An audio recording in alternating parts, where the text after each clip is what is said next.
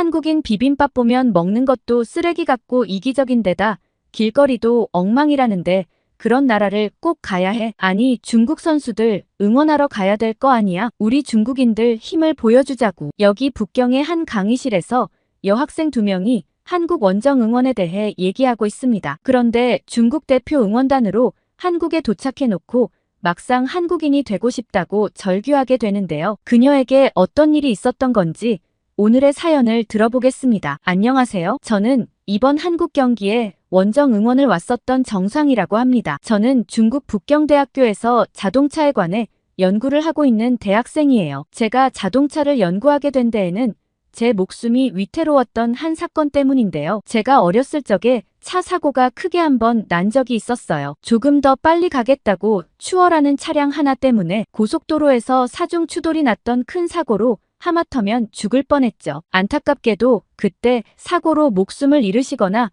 크게 다쳤던 분도 계세요. 그런데 천만다행으로 저희 가족은 부상이 크지 않았어요. 아버지는 그게 전부 다 저희 차 때문이라고 하셨어요. 저희 차는 스웨덴에서 만든 V회사의 차량이었거든요. 그 차량 자체가 원래 탑승자를 잘 보호해주는 걸로 유명했는데 직접 사고를 겪어보니 정말 다르긴 다르더라고요. 저는 그때부터 어린 나이였지만 자동차에 대해 관심을 가지기 시작했고 자연스레 자동차 연구를 해보고 싶다고 생각하게 되었어요. 그래서 대학에 와서도 자동차에 대해 연구하는 게 정말 잘 맞고 재밌었어요. 중국 최고의 북경대학교에 다니는 것도 나름 자부심이 있었죠. 그런데 어느 날 저와 같은 과에 다니는 친한 친구 왕쯔가 한국과 하는 축구 경기가 서울에서 열리는데 원정 응원을 가지 않겠냐고 제게 물어보더라고요. 여기서부턴 제가 한국에 가기 전 들었던 생각인데 지금은 완전히 달라졌다는 걸 감안하고 들어주세요. 그때 저는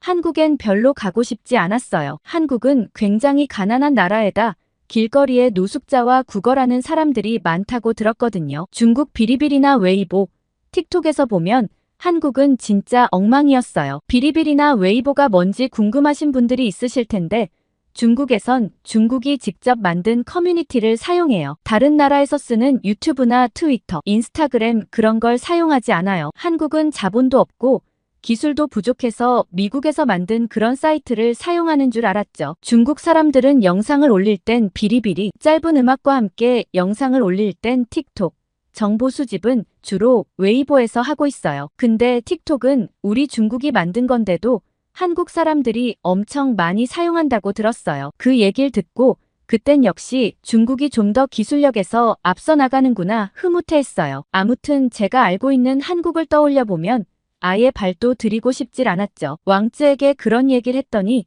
저보고 직접 한국에 가서 보면 다를지도 모른다고 말도 안 되는 얘기를 하는 거예요. 일단 한번 가보고 판단하라고 하면서요. 저는 왕쯔가 무슨 소리를 하나 싶었죠. 제가 계속 의아해하자 왕쯔는 황급하게 주제를 돌리고는 중국이 한국에 지는 걸 볼 수 있겠냐며 우리라도 응원을 해야 하지 않겠냐고 했어요. 그 얘기를 들으니 그제서야 한국에 가는 걸 한번 생각해보게 되더라고요. 더럽고 가난한 한국엔 가고 싶지 않았지만 우리 중국 축구 국가대표팀을 생각해보면 한국에 지는 걸 보고만 있을 순 없다고 생각했죠. 진짜 이상하게 생각했던 게 중국 사람들은 뭐든 세계 1등이라고 여겼거든요. 땅 넓이도 1등, 인구도 1등인데 축구 성적은 정말 믿을 수가 없었죠. 아무래도 축구만큼은 다른 나라에서 뭔가 로비도 많이 하고 심판을 매수해서 중국이 지는 것 같다고 웨이보에 올라와 있었어요. 중국은 정정당당하게 경기를 하는데 다른 나라에서 심판을 로비하지 않는 이상 이런 성적이 믿기질 않잖아요. 그리고 한국에는 손흥민이라는 월드클래스 축구 선수가 있다고 하던데 모두 그 선수에게 잘 보이고 싶어서 한국 편을 들어주는 건가 싶기도 했어요. 저번 싱가포르와 경기 결과를 봤는데 7대 0이 말이나 되나요? 우리 중국은 2대 2로 겨우 비겼는데 말이죠. 진짜 믿기지 않는 성적이더라고요. 만약 이번에도 심판이 한국을 잘 봐주려고 한국에 유리하게 경기를 하면 바로 경기장에 들어가서 엎어버려야겠다는 생각을 그때까진 했었죠. 아무튼 저도 왕쯔와 함께 한국으로 원정 응원을 가기로 했습니다. 원정 응원단의 경비는 중국 축구 팬들이 후원해준 금액으로 공짜로 다녀올 수 있었어요. 사정상 시간이 안 되는 여유 있는 중국 축구 팬들이 어마어마하게 기부를 했죠. 그때까지는 자기 대신 열심히 응원하고 와달라며 잔뜩 기부한 동포들의 마음에 벅차오르더라고요. 그렇게 저희 응원단은 공항에 모였습니다. 다들 붉은 옷을 입고 3,000명가량의 사람들이 모였는데 가슴이 웅장하더라고요. 그때만 해도 역시 이게 대륙의 힘이지 싶은 생각이 들었습니다. 아니 그리고 한국이 중국을 좀 따라한다고 세뇌당했던 게 한국의 붉은 악마라는 게 있더라고요. 붉은 옷을 입고 2002년 월드컵 때 축구를 응원했다던데 이런 것까지 한국은 중국을 따라한다며 웨이보에 올라왔었죠. 따라할 게 없어서 색깔까지 따라한다는 말들이 많았습니다. 붉은색은 중국을 상징하는 색깔이라면서요. 아무튼 그렇게 저희는 비행기를 타고 인천공항에 내렸습니다. 그런데 인천공항에 내리자마자 저는 기분이 묘했어요. 제가 알고 있던 인천공항은 국어라는 사람들이 여기저기에 있고 사람들이 서로 소리 높여 싸우고 지저분하고 다 쓰러져가는 모습이었거든요. 저는 왕쯔를 툭툭 치며 내가 알던 거랑 좀 다른 것 같다고 얘기했죠. 왕쯔는 내가 가보면 다를지도 모른다고 했지 않냐며 인천공항은 세계 최고의 공항이라고 불린다고 얘기했어요. 왕쯔는 주변 사람들이 혹시나 들을까 최대한 작은 목소리로 속삭였습니다. 저는 왕쯔의 말을 듣고 좀 충격을 받았어요. 내가 알고 있던 게 사실이 아니었나 싶었죠. 어렸을 때부터 늘 중국에서 들었던 것과는 좀 달랐거든요. 다른 중국 응원단들도 좀 의아해하며 두리번거리자 응원단 단장인 위룡 아저씨가 갑자기 이야 한국 진짜 대단하네 라고 소리쳤어요. 우리 중국한테 안 좋은 꼴 보이기 싫어서 순식간에 공항을 싹 다 치워놨다며 평소엔 엉망인데 부끄러운지 그새 정리를 다 했다며 얘기하셨습니다. 위룡 아저씨의 말을 듣고 다들 그럼 그렇지 하며 이제야 마음을 놓는 분위기더라고요. 그런데 저는 이상하게 왕쯔의 말이 계속 머릿속에서 맴돌았어요. 한국 인천공항이 세계 최고의 공항이라는 말이 정말 사실일까 싶었죠. 그렇게 저희는 응원단 전용 버스를 타게 되었고 바로 차이나타운으로 향했습니다. 한국에 와서는 한국 사람들을 위해서 단 1원도 쓰지 않겠다는 각오였죠. 모두 차이나타운의 중국 사람들이 운영하는 숙소에서 자고 먹고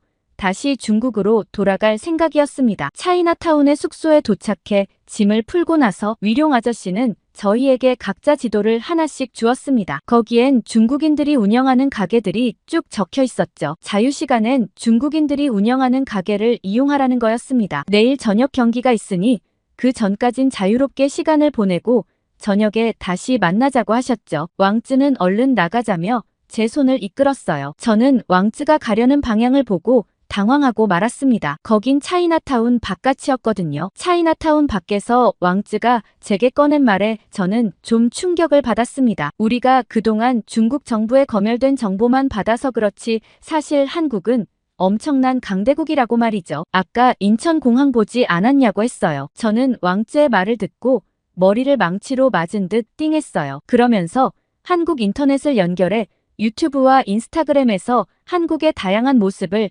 영상으로 보여주었습니다. 저는 왕쯔의 말을 듣고 혼란스러웠어요. 그래서 이것도 한국에서 다 꾸며낸 사진이나 영상이면 어떡하냐고 했죠. 그러자 왕쯔가 직접 한번 경험해보면 되지라고 얘기하며 저를 이끌었습니다. 그렇게 저는 왕쯔와 함께 지하철역에 도착했어요. 그런데 저는 갑자기 화장실에 가고 싶었고 좀 당황하고 말았어요. 아까 숙소에서 미리 해결하고 나올 걸 왕쯔가 서두르는 바람에 못 가고 나온 게 너무 후회가 되더라고요. 솔직히 바깥에서 화장실 가는 건 저도 가끔 괴로울 때가 있거든요. 바깥 화장실은 칸막이도 없고 휴지가 없을 때도 많았죠. 게다가 지저분한 화장실에 가끔 속이 안 좋을 때도 있었어요. 근데 심지어 한국에 와서 바깥에 있는 화장실을 사용해야 하다니 여간 당혹스러운 게 아니었습니다. 처음엔 참아볼까 싶기도 했지만 언제 다시 숙소로 돌아올지도 모르고 어쩔 수 없이 화장실에 가야겠다고 생각했죠. 왕쯔에게 나 큰일 났다고 화장실에 가야겠다고 했어요. 왕쯔는 지하철역에 화장실이 있다며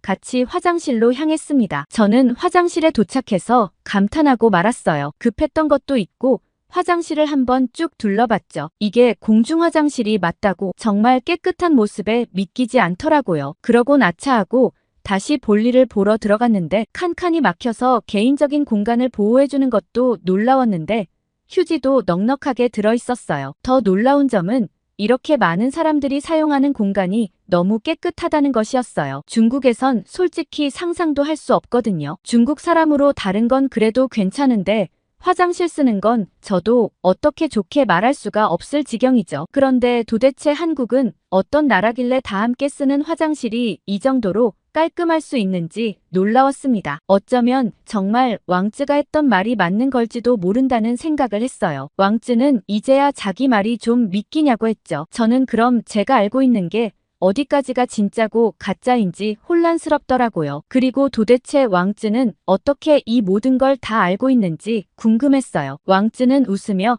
일단 가면서 얘기하자고 했습니다. 지하철에 들어서서는 깔끔함은 물론이고 정말 질서를 잘 지키는 한국 사람들을 보면서 또 한 번 감탄할 수밖에 없었습니다. 왕쯔는 한국 사람들은 엄청 예의가 바르고 질서를 잘 지키는 사람들이라고, 그래서 아까 공중화장실도 그렇게 깨끗했던 거고 지하철에서도 다들 줄 서서 기다리는 거라고 얘기해줬죠. 저는 지하철 내부로 들어선 후 한국 사람들의 모습을 보고 또 한 번 경악하고야 말았습니다. 지하철은 정말 쥐죽은 듯 조용했어요. 저는 혹시 여기서 얘기하면 경찰에 잡혀가는 거냐고 물어봤죠. 왕쯔는 빵 터지며 큰 소리로 웃는데 저는 혹시나 얘가 잡혀가거나 벌금을 낼까봐 왕쯔의 입을 얼른 틀어막았습니다. 그러자 왕쯔는 전혀 걱정 안 해도 된다고, 서로 방해가 될까봐 최대한 조용히 가는 거라고 얘기했어요. 저는 이건 중국이랑 달라도 너무 다르잖아 라고 말할 수밖에 없었죠. 중국에선 어딜 가나 하고 싶은 말은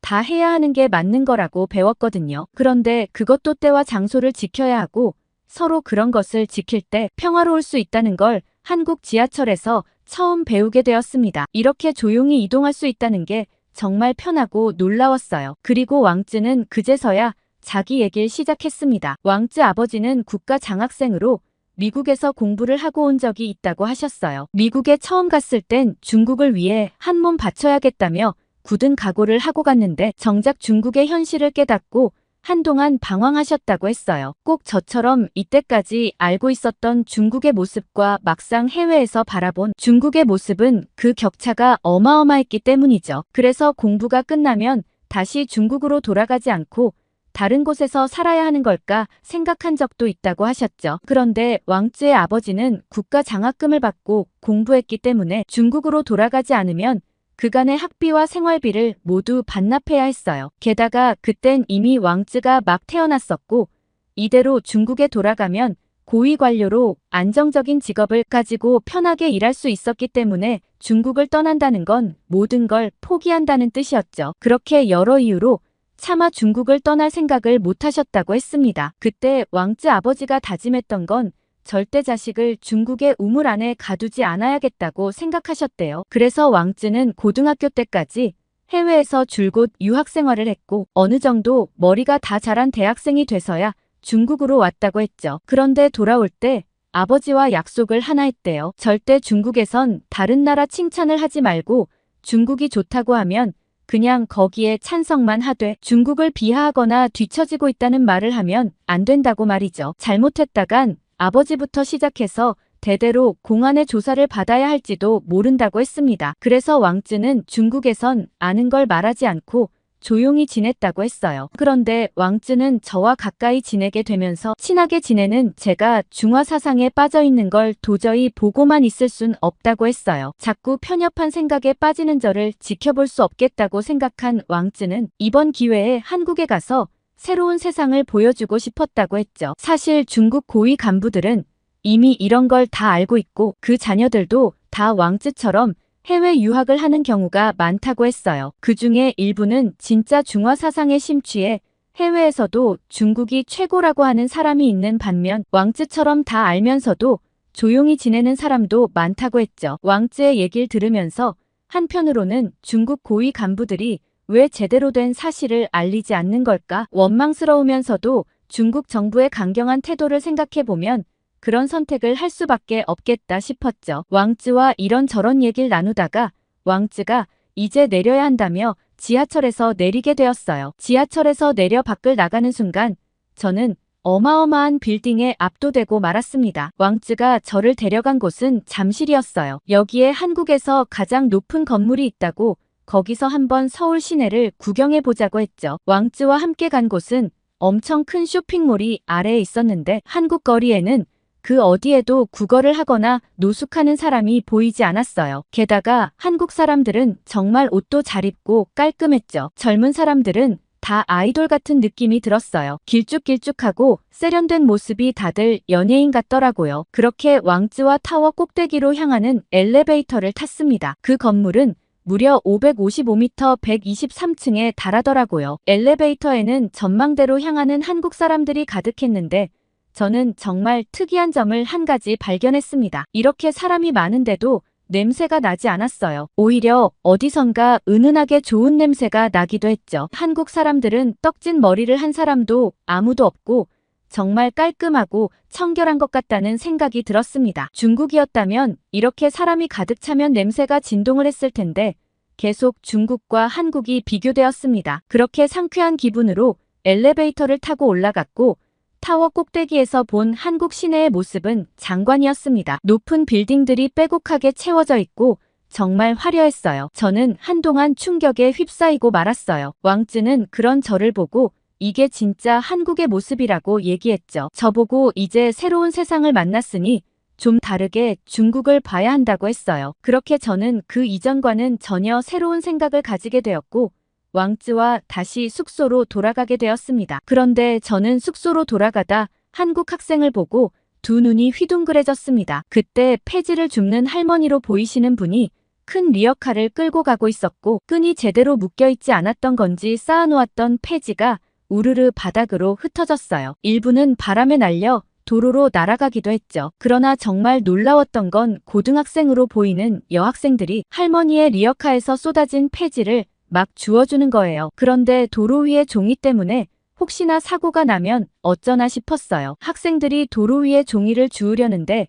차마 위험할까 머뭇거리고 있었습니다. 그때였어요. 한 차량이 비상 깜빡이를 켜고 천천히 정차했어요. 그리고는 차에서 내려 종이를 줍기 시작했고 학생들도 함께 종이를 주었어요. 그러자 그 뒤를 따르던 도로 위의 차량들이 종이를 줍는 사람들이 위험하지 않도록 길을 막고 기다려졌죠. 저는 믿을 수 없는 상황에 입이 떡 벌어졌습니다. 한국 사람들이 예의 바르고 질서를 잘 지키는 건 성인이 되어 남들에게 보여주기 위함이 아니라 매우 어렸을 때부터 몸에 배어있는 습관 같은 거라는 걸요. 왕쯔는 제게 만약 중국에서 이런 일이 생겼으면 어땠을 것 같아? 라고 얘기했죠. 저는 생각하기도 싫었습니다. 할머니의 리어카에서 종이가 떨어지는데 관심을 가지는 사람은 아무도 없을 테고 그 종이 때문에 사고가 나도 서로 욕하기 바빴겠죠. 왕쯔는 한국 사람들의 도덕성은 세계에서도 알아준다고 했어요. 왕쯔의 유학 시절에도 한국 친구들은 친절한 데다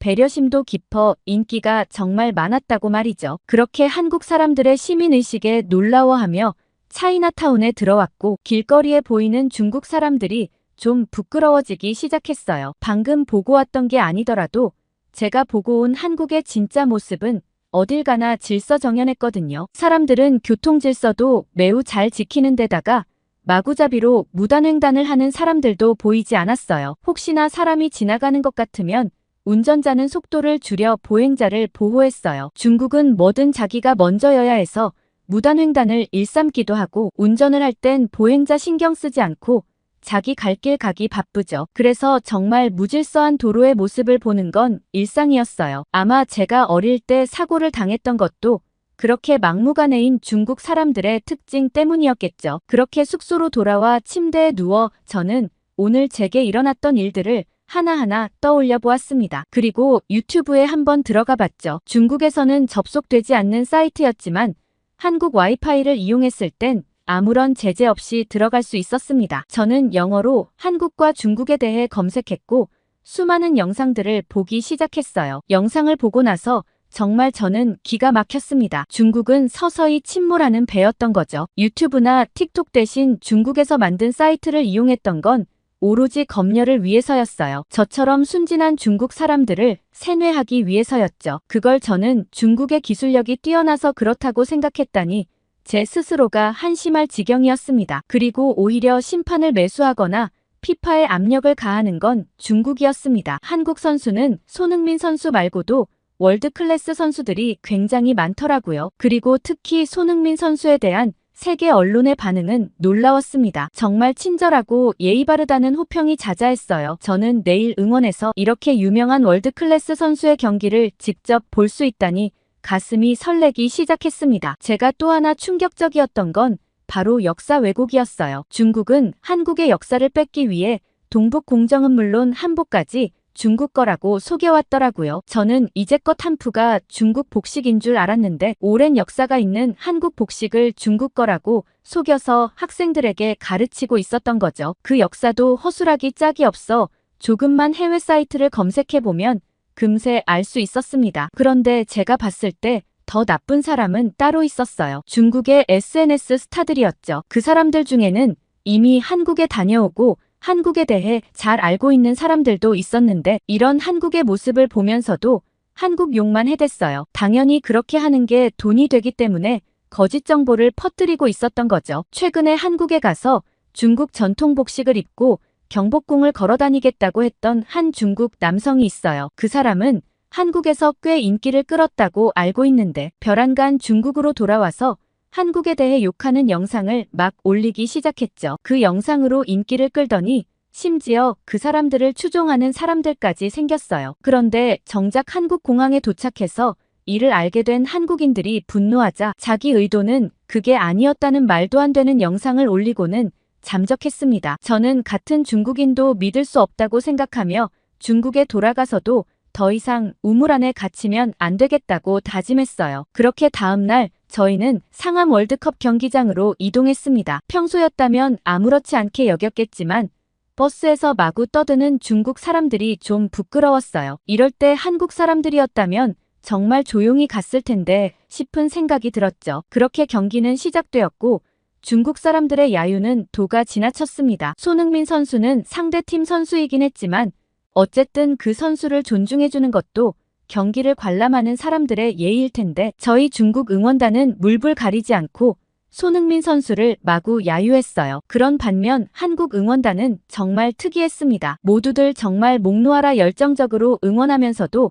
중국 선수들에 대해 맹목적으로 비난하는 모습을 볼 수 없었어요. 그러다 손흥민 선수가 중국 관객들을 향해 3과 0을 내보였죠. 그 모습을 보고 분노하는 사람들도 많았지만 저는 오히려 더 부끄러웠습니다. 어제 알아본 바로는 정말 점잖은 선수라 절대 이런 행동을 했던 일이 없었거든요. 그런데 그런 손흥민 선수가 이렇게 도발을 할 정도였다면 저희 중국 응원단의 행동이 도가 지나쳤던 거죠. 저는 말 못할 부끄러움을 느끼며 슬쩍 자리를 나와 화장실로 향했습니다. 그 자리에 앉아서 같이 야유하는 사람이 되고 싶지 않았죠. 부끄러움을 느끼며 벤치에 앉아 있는데 역시나 질서 있게 화장실에 줄을 서는 한국 사람들이 보였어요. 그리곤 제가 한국 사람이면 좋겠다는 생각까지 들게 됐죠. 왕쯔는 한동안 돌아오지 않는 제가 걱정스러운지 따라 나왔고 무슨 일이냐고 물어봤습니다. 저는 도저히 저기 못 앉아 있겠다고 이젠 한국 사람이 되고 싶은 마음까지 든다고 했어요. 왕쯔는 자기도 해외에서 있다가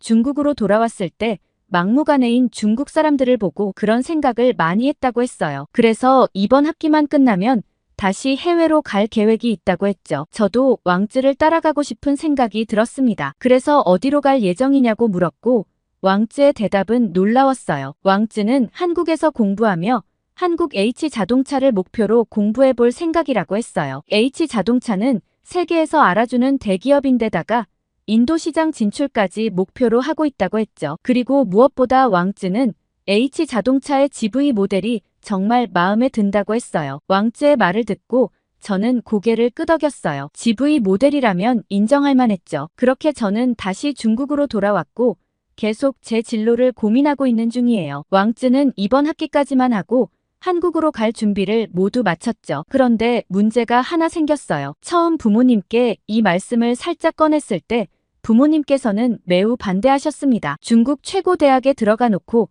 갑자기 한국으로 유학을 간다니 이해할 수 없다고 하셨죠. 처음엔 한국이고 뭐고 무조건 중국에 있어야 한다고 하셨지만 제가 하도 강경하게 나오자 일단 대학교만 중국에서 마치고 그 뒤엔 다 제 마음대로 해도 좋다고 하셨어요. 그렇게 저는 중국에서 계속 생활하게 되었지만 앞으론 좀 더 객관적인 시선으로 중국과 세상을 바라볼 예정이에요. 그간 한국에 대해 오해하고 살았던 세월이 아깝기도 하고 이런 부끄러운 행동을 하는 중국 사람들 때문에 한국에게 미안하기도 해요. 그리고 저는 제게 새로운 세상을 열어준 왕쯔가 정말 고마울 따름이죠. 왕쯔가 한국으로 가고 나서도 계속 왕쯔로부터 제대로 된 뉴스를 받아볼 예정이에요. 그리고 저희 부모님도 충격을 많이 받으시겠지만 하나하나 제가 알게 된 것들을 알려드리려고요. 그러다 보면 제가 한국에 가는 것도 오히려 찬성하실 날이 오겠죠? 앞으로 갈 길이 멀지만 차근차근 노력해 보려고 해요. 오늘 중국인 정성 씨의 사연 어떠셨어요? 저는 처음 내용만 듣고는 바로 메일을 꺼버리려고 했는데 차근차근 읽다 보니 이런 중국인들도 늘어나고 있구나 싶은 생각에 사연을 채택하게 되었습니다. 아무래도 요샌 해외 유학생들도 많고 해외여행도 늘다 보니 중국이 아무리 막고 검열해도 슬슬 한계가 드러나게 되겠죠. 그리고 중국이 월드컵 3차 예선에 턱걸이로 진출하게 되었다고 해요. 태국이 싱가포르를 상대로 한 골만 더 넣었다면 중국이 탈락하게 될 뻔했죠. 그래서 중국인들이 경기에서 진 싱가포르 골키퍼에게 고맙다고 QR 송금을 보내고 있다고 하더라고요. 경기에서 진 골키퍼에게 자기들이 예선 진출했다고 되려 고맙다고 돈을 보내다니 무례함이 끝이 없다는 생각이 들었습니다. 아무튼 오늘 사연 재밌게 들으셨다면 구독, 좋아요 눌러주시고 댓글도 많이 달아주세요. 이상 감동필름이었습니다.